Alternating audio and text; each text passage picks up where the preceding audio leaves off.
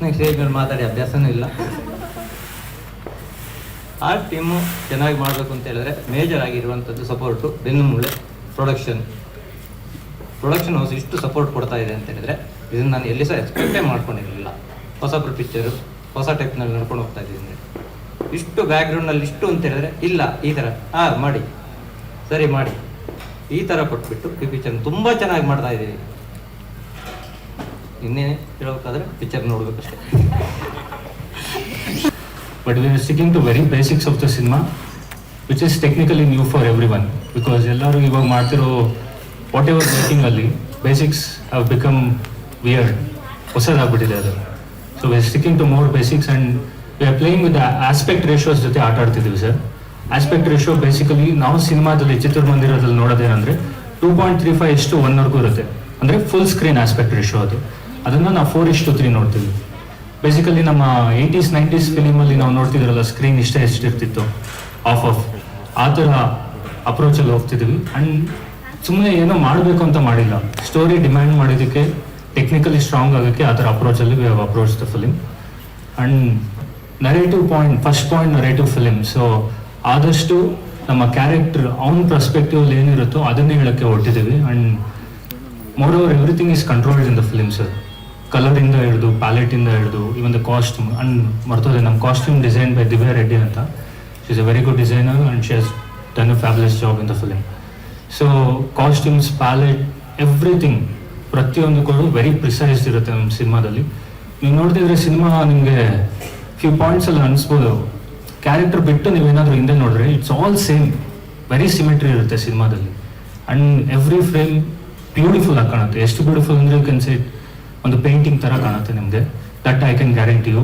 Abhi sir ಕೊಡ್ಬೋದು that I can guarantee you. So it will be very ಕಣ್ಣಿಗೆ very pleasing cinema ಇರುತ್ತೆ sir. ನೋಡ್ತಿದ್ದಾಗ harsh lighting ಆಗಲಿ, dark, mass, it's a very clean simple film ಇದೆ ನಮ್ಮದು. ಇದು ಯಾವ ಜಾನರ್ ಮೂವಿ ಮತ್ತೆ ಹೀರೋಯಿನ್ ಇರೋದಿಲ್ವಾ? ನಿಮ್ಮ ಪಾತ್ರ ಹೇಗಿರುತ್ತೆ ಈ ಫಿಲಿಮಲ್ಲಿ? ಆ್ಯಕ್ಚುಲಿ ಕ್ಯಾರೆಕ್ಟರ್ ಓರಿಯೆಂಟೆಡ್ ಸಿನಿಮಾ ಇರೋದ್ರಿಂದ ಕ್ಯಾರೆಕ್ಟರ್ ಡ್ರಿವನ್ ಇರುತ್ತೆ. ಒಂದು ಪಾತ್ರ ಹೋಗ್ತಿರೋದ್ರಿಂದ ಮಲ್ಟಿಪಲ್ ಕ್ಯಾರೆಕ್ಟರ್ಸ್ನ ಮೀಟ್ ಆಗ್ತಾ ಹೋಗ್ತಿರ್ತಾರೆ. ನನ್ನ ಸಿನಿಮಾದಲ್ಲಿ ಹೀರೋಯಿನ್ ಇದ್ದಾರೆ, ವೆರಿ ಸೂನ್ ರಿವೀಲ್ ಮಾಡ್ತೀವಿ. ಆ್ಯಂಡ್ ಸಾರಿ ಸರ್, ಇನ್ನೊಂದು ಜಾನರ್ ಬಂದು ಅದು ತುಂಬ ದಿವಸ ಫಿಗರ್ ಔಟ್ ಮಾಡಿದ್ರಿ ಸರ್ ಯಾವ ಥರ ಜಾನರ್ ಇರ್ಬೋದು ಅಂತ. It's a mixture of all genres ಇದೆ. And to break it down it's an entertaining genre, entertaining drama ಇದೆ. ಹಂಗಂತ ಫುಲ್ ಕಾಮಿಡಿ ಮಾಡ್ಕೊಂಡು ಹಂಗೇನಿಲ್ಲ ಸಿನಿಮಾಲಿ. ಹ್ಯೂಮನ್ದು ಒಂದು ವೆರಿ ಬೇಸಿಕ್ ಎಮೋಷನ್ ಇರುತ್ತೆ. ಆ ಬೇಸಿಕ್ ಎಮೋಷನ್ ಅರೌಂಡೇ ಎಷ್ಟು ಫನ್ ಆಗ್ಬೋದು, ಪ್ರಾಕ್ಟಿಕಲಿ ನಮ್ಗೆ ಎಷ್ಟು ಹತ್ರ ಆಗ್ಬೋದು, ಜನಕ್ಕೆ ಎಷ್ಟು ಹತ್ರ ಆಗ್ಬೋದು ಅನ್ನೋದ್ರ ಮೇಲೇ ಸಿನಿಮಾ ಇರುತ್ತೆ. So basically it's aesthetic drama ಅಂತ ಹೇಳ್ಬೋದು ಸರ್, ಬಿಕಾಸ್ ಫ್ರೇಮ್ಸ್ ಅಷ್ಟು ಚೆನ್ನಾಗಿದೆ.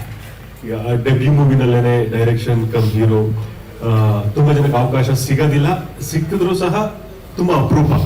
ಸೊ ನೀವು ಹೇಗೆ ಪ್ರಿಪೇರ್ ಆಗಿದ್ರಿ? ನಿಮ್ಗೆ ಎಷ್ಟು ಚಾಲೆಂಜಿಂಗ್ ಆಗಿತ್ತು ಎರಡು ಜವಾಬ್ದಾರಿ ನಿಭಾಯಿಸಲಿಕ್ಕೆ? ಸರ್ ಫಸ್ಟ್ 2 ಜಾಬ್ ಅಂತ ನಂಗೆ ಅನಿಸ್ಲಿಲ್ಲ ಸರ್. ಇಂಡಸ್ಟ್ರಿಯಲ್ಲಿ ಆಸ್ ಎನ್ ಫ್ರೆಶರ್ ಯಾರಾದ್ರೂ ಬರೋರಿಗೆ ಒಂದು ಕೆಲಸ ಮಾಡೋದ್ರಂತೂ ಯಾವ ಕೆಲಸ ಸಿಗೋದಿಲ್ಲ sir. You have to do multitasking ಮಾಡಿಲ್ಲ ಅಂದರೆ ಇಲ್ಲಿ ಸ್ಟಾರ್ಟಿಂಗಲ್ಲಿ ಸರ್ವೈವ್ ಆಗೋದು ತುಂಬ ಕಷ್ಟ ಇದೆ. ಆ್ಯಂಡ್ ಇದನ್ನೇ ಮಾಡಬೇಕು ಅಂತ ಬಂದಿದ್ದೀವಿ ಸರ್, ಅದರಲ್ಲಿ ಕಷ್ಟ ಏನಿಲ್ಲ. Very happily doing.